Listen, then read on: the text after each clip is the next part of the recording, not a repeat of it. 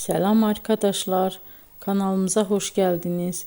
Bugün sizler için sevimli oyuncularımız Birce Akalay ve İbrahim Çelikkol'dan çok güzel kareler hazırladık. İbrahim Çelikkol, Kör Düğüm, İffet, Siyah Beyaz Aşk, Merhamet ve birçok dizide rol almış ve herkesin beğenisini kazanmıştı. Biz de sizler için onların en romantik videolarını derleyip topladık. Arkadaşlar, kanalıma abone olup yorum yazmanızı, videonu sona kadar izleseniz çok sevinirim. Herkese teşekkür ederim. Bizden bu kadar arkadaşlar.